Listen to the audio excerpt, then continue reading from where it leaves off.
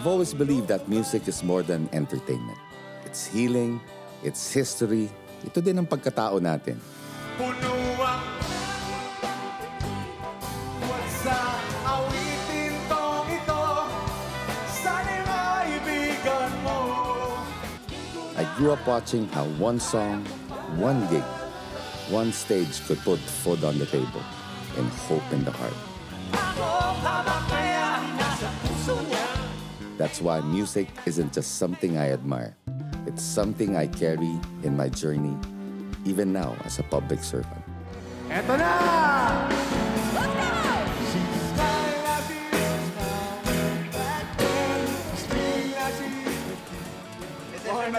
May session!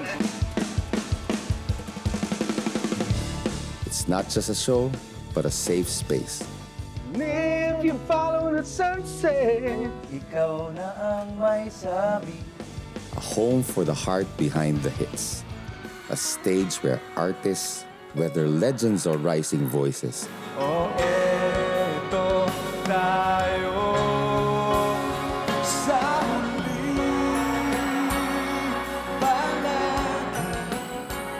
can tell their truth, relive the music that shaped them, and be reminded why they started in the first place. Eto na! This is Sessions with Brian Yamsuan.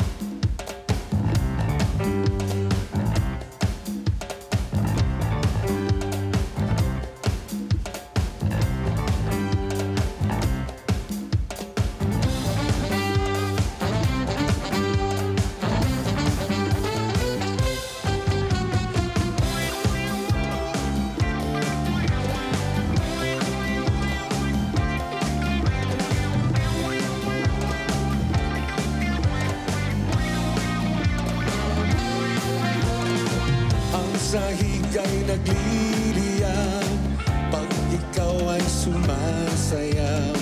Sa tuwing iikot ka, ang ulo ko'y iikot din. Huwag mo naman akong takawin, huwag mo naman akong uhawin. Pinasasabik mo ko, pinagigigil.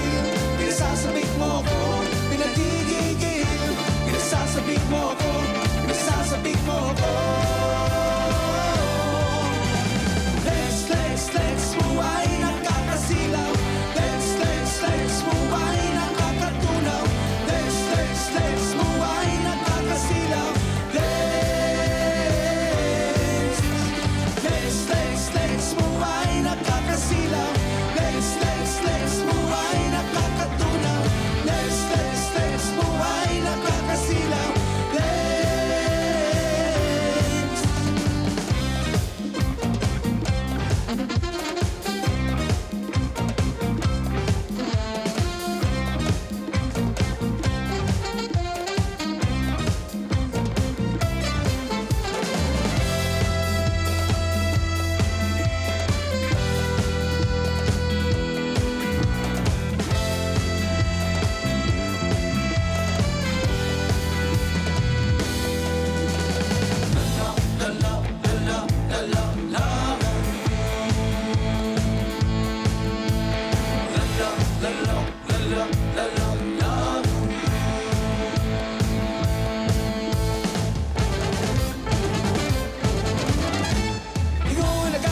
Pag may babaeng dumaan, lalo na pag maganda ang katawan at saka nakakaloko tignan.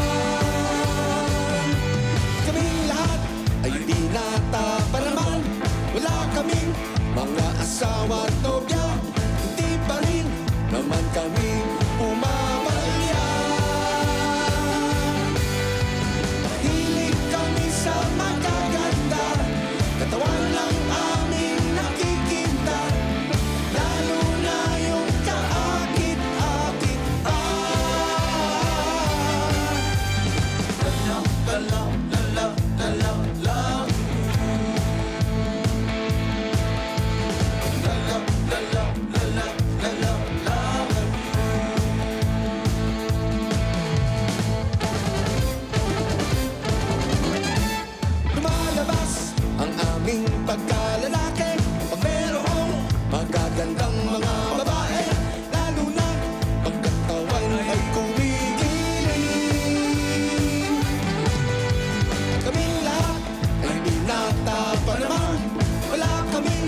mga asawa at nobya, di pa rin naman kami pumabalya. Mahilig kami sa magaganda, katawan ng aming nakikita, lalo na yung kaakit-akit pa.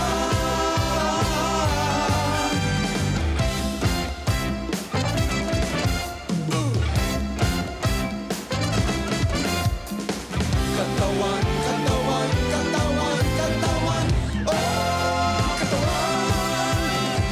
Katawan, katawan, katawan, katawan, oh, katawan.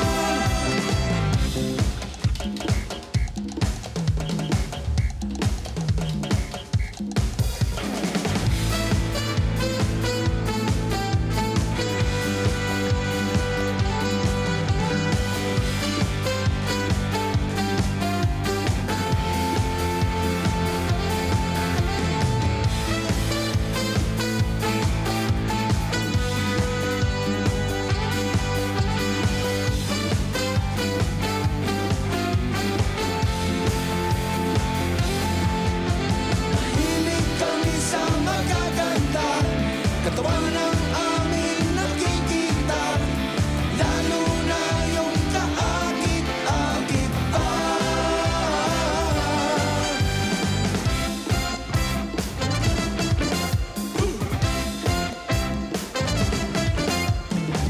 Katawan, katawan, katawan, katawan, oh, katawan.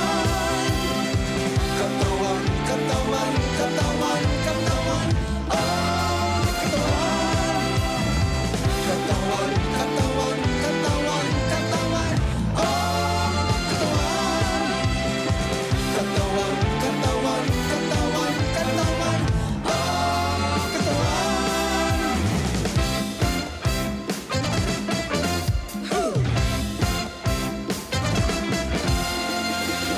Diba? Grabe, grabe, grabe. Ay, katawan.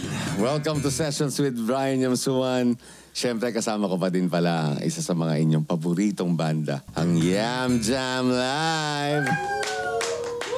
Yan, medyo lungkot kami dahil isa lang si Muriel. Si Gail kasi may gig. Si Alchris, yun. Nandun na sa, malamang nasa New York na siya ngayon. New York, Rio, Tokyo. So, siyempre, musta ka, Mariel? Siyempre nakakapanibago, di ba, na kulang tayo. Pero masaya tayo, of course, para kay Alchris kasi it's a new chapter and a journey para sa kanya. Talaga namang, baka, malay mo, pagbalik niya, dalawa na sila. Yan, di ba? Kasi, gaya na sinasabi mo, Mariel, kasi ibang level ang opening natin, ha? Siyempre, para yan sa isang espesyal na gabi. Dahil makakasama natin ang isang OPM legend.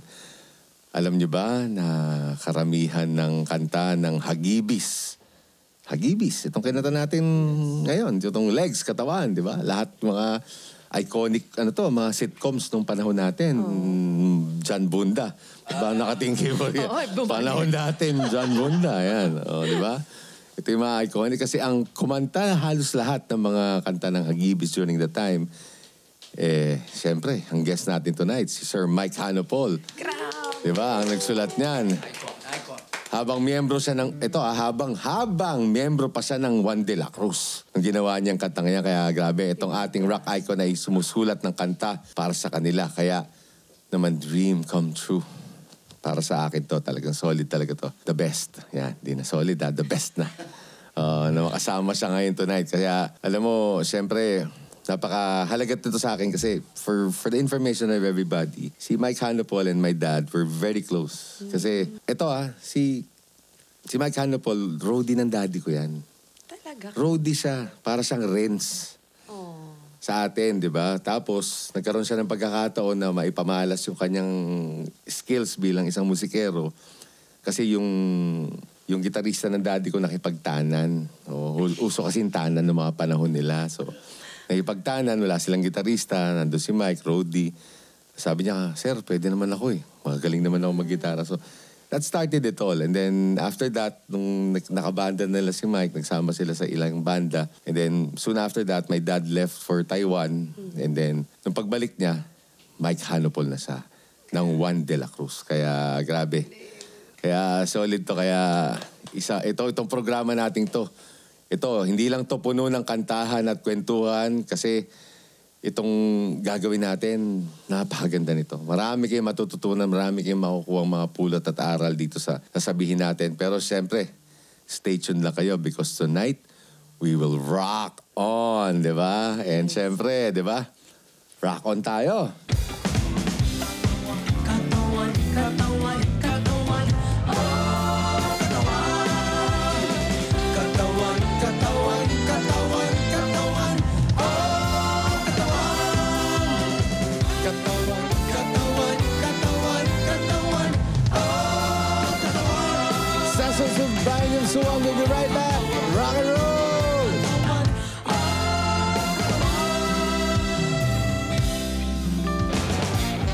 Coming right up, more good vibes and music here on Sessions with Brian Suwang. Parang pag sinabi mong Jeprox, uy, laging naalala ng tao, Mike Hanopol to. Actually, yung salitang Jeprox, napalitan yan. I love this. Ang original talaga niyan. Nakisalayaw, Jeprox. Ang balong malalim, ang dami pwedeng isipin. Gusto niyang mag-swimming sa balong malalim. Di naman po pwede.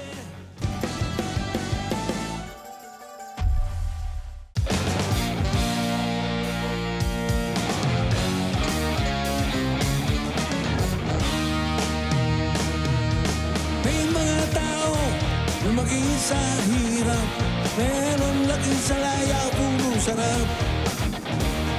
Isa'y titigan mo, kala mo kung sino, di na bumababa sa kanyang trono. Lahat ng gusto niya, ibinigay na sa kanya. Ngunit wala pa rin siyang kasiyahan. Di pa kontento sa kanyang mga bisyo. Nilubog pa ang sarili sa putik. Sa bayan, Asa nagahaman, malakas sa inuman, storbo sa daan. meron ba kayang Pag-asa magbago, ang taong lumaki sa layaw. Nakisalayaw, nakisalayaw, Jeprox. Nakisalayaw, nakisalayaw, Jeprox. Nakisalayaw, nakisalayaw, Jeprox. Nakisalayaw, nakisalayaw, Jeprox.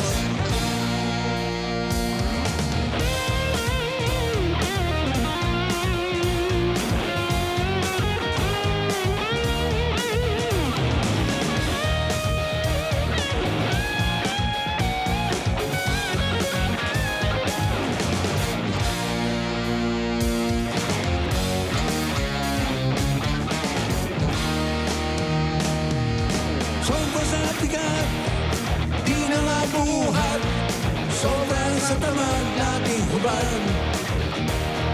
Di na niya mapigilan kanyang mga bisyo. Kaya ang basak niyang kalaboso. Kilala sa bayan, tasalay kahaman, malakas sa inuman, storbo sa daan. Meron ba kayang pag-asa magbago, taong lumaki sa layaw? Nagsalayaw, nagsalayaw, Jeprox. Nagsalayaw, nagsalayaw, Jeprox. Nagsalayaw, nagsalayaw, Jeprox. Nagsalayaw, nagsalayaw, Jeprox.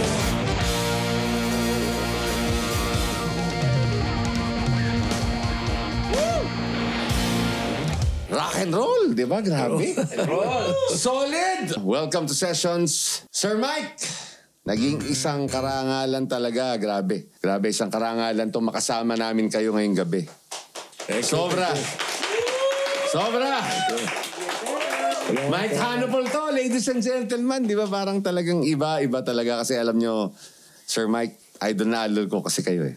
Thank you. Walang halong biro kasi tumatak sa puso at ng kabataan, ng dekada 70, ang kantang Laki sa Layaw. Yes. Diba? Alam niyo naman yon. What was your inspiration when you were writing this song? Yes, my inspiration. Hindi ko tinatawag na inspiration yun. Oh? Oh, kasi wala sa akin yung salitang inspirasyon. Oh. Yes. Yan, kita niyo yan. Ay, Di ba? Kaiba to. Bigay lang yan sa taas. Kaya binibigay sa atin para ibigay din natin sa lahat ng tao. Kung hindi nila maintindihan, bahala sila. Yan nga. Di ba? Oh, kita niyo na, di ba? Pero meron Jeprox talaga yung term ni Kamike, di ba? Parang may nakakaintindi. Of course, meron. Meron. Yung nakakaintindi, ayos yun. Kaya lang, yung salitang yon, pwede kong i-correct, lalo na bulong malalim. Hindi naman talaga alam nila ang ibig sabihin. Walang nakakaalam nun, kahit ako. Talaga. Kahit ako, hindi ko alam. Ang balong malalim, kung titingnan mo talaga, ang dami pwedeng isipin. Mm. Pwede kang mag-swimming doon, di ba? Pero pwede ka rin maglangoy sa isang malalim na hindi mo alam kung ano yung pinapasok mo. Pumapasok ko ng gusto mong mag-asawa. Masaya ka naman dito sa ikaw lang mag-isa. Gusto mong magkaroon ng asawa. O sige, alam mo naman, gulo yan. Naintindihan mo na SP yung in-explain ni Manong Mike. Yan ang tinatawag na uncharted waters. Kumbaga, deep sea diving ang tawag ka. Balong malalim. Yan nga. Bakit sa tingin mo, Manong Mike, itong Jeprox, naging term na parang, kumbaga, ngayon, ang dami ng mga terms ng Gen Z, pero nung panahon nung dekada 70, talagang parang pag sinabi mong Jeprox, uy, laging naalala ng tao, Mike Hanupol to. Actually, yung salitang Jeprox, napalitan yan. Dahil hindi naman yan ang original eh. Oh, ano ba talaga? Ito, maganda to. Teka, hintayin natin to, ha? Yan, hintayin natin to. Gusto ko to. I love this. Ang original talaga niyan, Laki sa Layaw, Bastos. Ha? Okay? Yun talaga, ang Medyo- una niyang word. Panibago sa inyo yan. Yan, Pero, ito yan mo, ang ha? original. Yan ang original yan. Original yan. Pinalitan nila ng Jeprox, which is, actually, Jeprox, ganun din yun eh. Pag sinabi mong Jeprox, no, baliwala. May magalit sa'yo, okay lang. Punta ka mo doon, okay lang. Okay, pupunta ron, okay lang. Puro okay lang eh. Oo. Ganun ang Jeprox. Oo. So, merong time na ang mga tao pinapasukan kabastusan. Okay lang ba yun? Okay lang yun, Mike. Talaga, okay lang yun. Sinasabi ko. Okay lang yun. Kasi yun yung term nung dekada 70. Kasi ito yung gusto namin marinig. Kaya sa mga televiewers natin, importante kasi makita rin natin yung perspective nung musical artist when they created the song because it's a very important thing and napaka-importante nun Mike kasi siyempre, di ba? Pagdating doon, ito trivial to, sobrang trivial to. Kaya napaka-importante nun na yun yung pala yung kaibahan nun. Pero teka, maiba tayo Mike. Ikaw musikero. Marami ka ring minahal. Tama ba? Marami kong minahal na nota. Yan. Ang gagalang nota. Yan. Yung mga nota na lalo na sa gitara. Yan. Yung mga California, Hotel California, gusto ko yan. Yan. Yung mga ito. solo. Mga solo. Nag-iisip na tayo ng California. Basta solo. Galing ka Amerika. Yan, di ba? Balita ako na nagpunta ka ng Amerika, naging driver ka. Oo. At isa sa pinagmaneho mo, Ay, isang naku. tao na napakasikat. Ay, Kaya tinanong ko sa'yo kung marami ka minahal kasi ang taong to nakilala sa kantang To All the Girls I Loved Before. Yes. Ang pangalan niya, Julio Iglesia. Iglesia. Yes, So, actually, di ba parang kaya gusto ko malaman yung kwento mo doon. Napakasawa niya, Pilipina. Araneta. Oo. Araneta. Oo. Kaya medyo nagkakilala kami. Yan. Nung dumating si Greg, Yan. Kapatid niya. Grabe. So, kwento mo sa Nagtatago amin. nga ako Kwento mo sa amin yung experience na. Oo, nagtatago ako. Kasi alam ko, kilala niya ako eh. Oo. Ayoko magpakilala. Siyempre, Mike Hanopol ka. Tapos, Oo, biglang napansin niya ako. Oo. Sabi, teka, sandali kilala kita eh. so ano yung kwento? Ano yun? Hindi ako yun. Kamukha ko lang yun. Pinilit niya, kilala kita. Kilala niya ako. Madalas kami sa Araneta noon eh. Yan. So, nung minamaneho mo si Julio Iglesias, ano yung, parang, siyempre, di ba? Ano experience na yun? Yun ang gusto ko malaman. Experience ko sa kanya, mataas siya, sikat siya. Sa Amerika, dami nagkilala sa kanya. So ako, hindi niya naman ako kilala. So ako, nag-apply lang ako na driver niya. Nagkataon lang yon. Tapos nung dumating si Greg Arneta, Yun. pinakilala niya na ito, Mike Hanopol. Talaga ba? Sino yan? Ito, mas sikat pa sa'yo. Oo. Totoo naman. Manong Mike, alam mo, Tahimik yung Mike Hanopol, grabe, di ba? Yung Juan de la Cruz Band, grabe yun. Parang, At saka ang pagkasabi niya sa akin, magmula bukas, tomorrow. Remember, you used to drive me? Sabi niya, tomorrow, I will drive you. Oy! Baby, can you drive my car? Ganun na yun, nang dating na. Hindi, kasi alam mo honestly, di ba? Maraming hindi nakakaalam, pero nung dekada 70 talaga, yung Juan de la Cruz Band at si Mike Hanopol, talagang shaped how music was done in the Philippines. And yung iconic sounds ng banda nila really made a mark dun sa ating talagang rock scene. Kumbaga, pag rockista ka at di mo alam ang Juan de la Cruz, medyo may problema ka. And sila talaga yung tumatak sa puso ng bawat musikero. Kasi pag sinabi mo Mike Hanopol, individually, grabe sila eh. Mike Hanopol, Wally Gonzalez, Pepe Smith, di ba? Yun yung mga taong titingala natin sa music industry bilang mga icons natin dun na nagsimula nitong craze sa lahat ng mga ginawa natin. And tonight, we celebrate the legendary father of Pinoy rock. Beyond music, he's a man of wisdom, integrating his studies in theology and philosophy into his songs, which often carries deeper messages about life, love, and society. From the 1970s rock revolution to today's OPM stage, Mike Hanopol remains a symbol of freedom, authenticity, and Filipino pride. Truly, he's not just one of the single songwriter, but he's a living legend. Isang obra na hindi lang basta awit, kundi kontento sa ating paglakbay. Heto na si Mike Hanopol, kakantahin ang kantang Balong Malalim. Para sa ito, SP.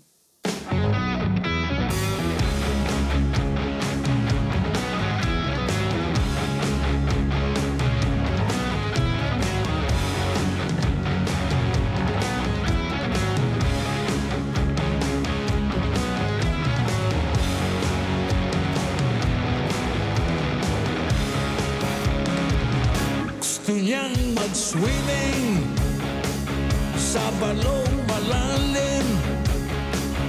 Di naman po pwede sapagkat madilim. Ngunit kung may ilaw, kala mo'y langaw. Gusto pang kumain, kumain ng kumain. Di naman nabubusog sa kanyang kinain.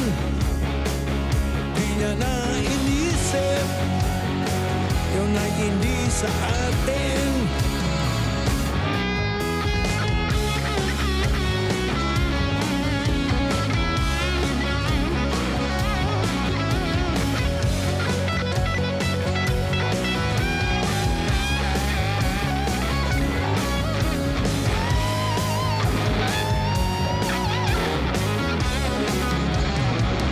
Sige pa ng sige, kahit na tumutubi ang isipan ng tao. Dito sa mundong ito, wala na bang remedyo ang ating mga ulo? Wala na bang remedyo ang ating mga ulo? Wala ating mga ulo.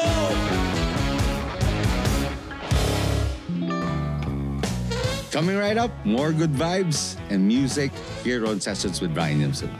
Kailangan ko ang iyong labi, kailangan ko ang iyong pisngi, kailangan kaya kita na iuwi. Sige na, sige na, sige na. A true classic from a golden age of OPM. This song is a prime example of the famous Manila Sound, a musical movement in the 1970s that fused Western rock vibes with uniquely Filipino lyrics and rhythm. With its playful and flirtatious tone, it tells a story of a man smitten with a woman, only to be met with a cheeky reminder, no touch. Beyond its catchy beat and numerous take on relationships, this song reflects the wit and character of the Filipino spirit. Mike Hanapol was a foundational member of Juan de la Cruz Band, which pioneered the Pinoy rock movement. He played alongside with bandmates Pepe Smith and Wally Gonzalez.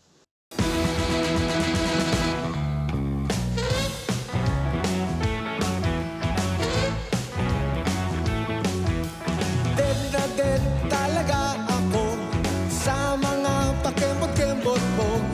Kapag ikaw ay ngumingiti, ako'y medyo nakikiliti. Kailangan ko ang iyong labi, kailangan ko ang iyong pisngi, kailangan kaya kita na iuwi. Sige na, sige na, sige na, sige na. Noon pa man ikaw na talaga, kailangan ko sa tuwi-tuwi na. Kailan kaya kita ma-score, kailan kaya kita ma-arbor. Kailangan ko ang iyong labi, kailangan ko ang iyong pisngi, kailan kaya kita maiuwi. Sige na, sige na, sige na, sige na. Mahipo naman, mahawak naman, pati na kita matsansingan.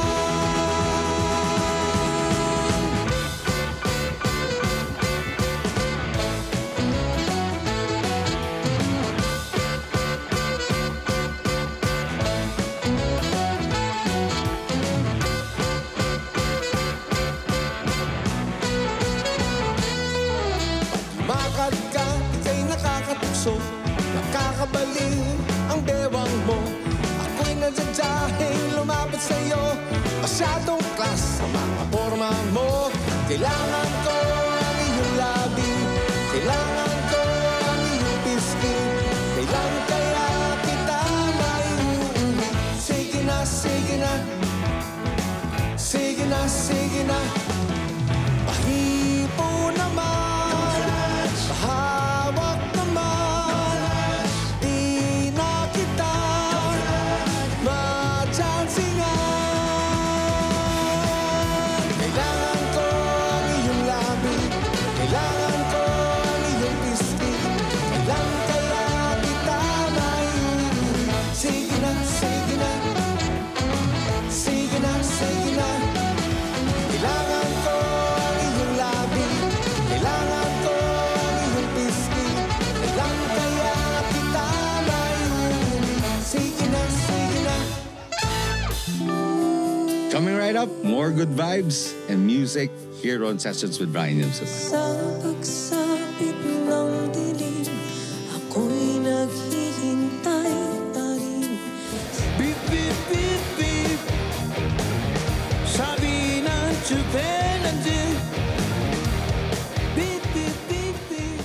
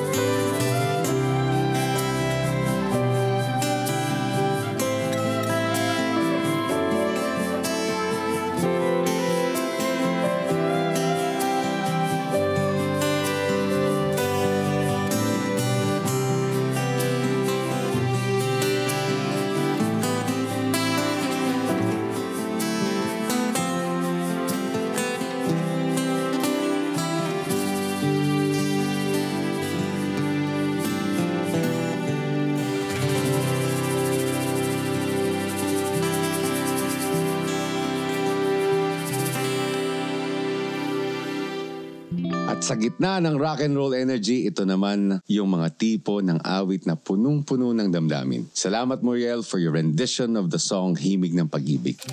Itong kantang to, kumatawan sa wagas na pagmamahal.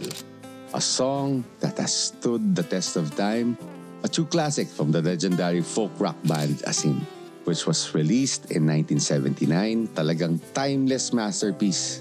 Di ba Muriel? Yes, Kong. Diba? Grabe nun, diba? Ganda-ganda ng mensahe ng kanta na yun. Kasi minsan yung mga kantang talagang kinakanta mo, pag pinakinggan mo yung lyrics, napakaganda talaga ng meaning, diba? Okay. And this is one song na talagang, sa iba nag-resonate yung mga lyrics ng kanta? Yes, Kong, kasi it talks about a deeper kind of love. Yes, na parang exactly. hindi lang siya nag-a-apply sa tao, hindi sa paligid mo, sa community. Totoo yan, kasi alam mo, love, kumbaga conquers all, sabi nga nila, di ba? Gasgas na yung word na yun. Pero at the end of the day, it's really what keeps us going. That's Pagmamahal. Right. Pagmamahal sa pamilya.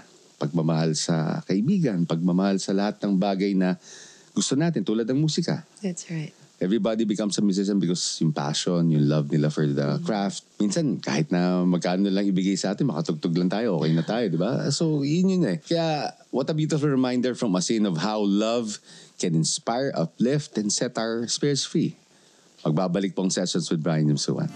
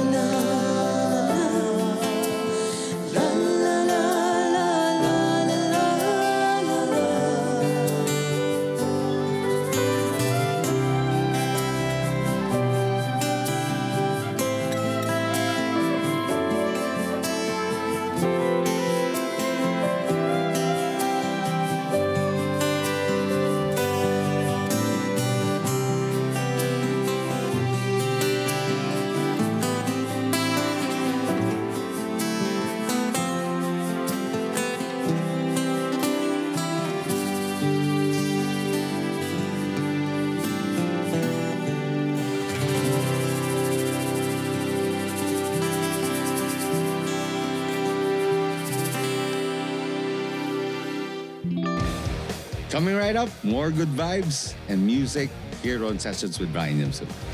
Beep, beep, beep, beep. Sabi ng chupenanji. Beep, beep, beep, beep.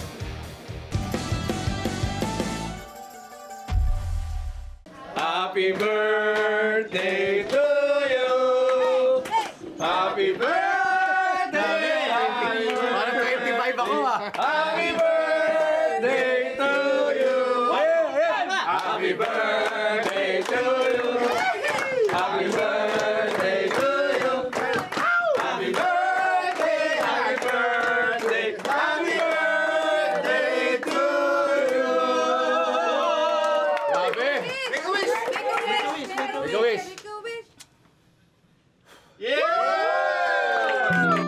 Tonight, as I celebrate another year of my life, I also renew my promise to dedicate my strength, my voice, my heart to serving our people. This is my mission. And this is my way of showing the love for our country.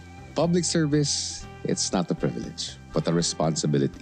A responsibility to listen, to act, and to stand with our fellow Filipinos, especially in the most challenging times. Our country faces many trials, but also holds so much promise.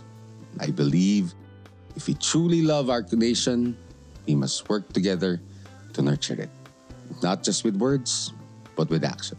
Every act of honesty, every show of compassion, every effort to uplift the lives of others.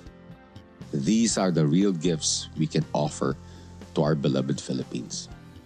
Mabuhay ang sambayan ng Pilipino. Tapusin na natin ang gabing ito. Kasama pa din ang ating OPM legend, the one and only, my idol, my dad's bandmate, at ang nag-iisang Sir Mike Hanupot. Rock and roll!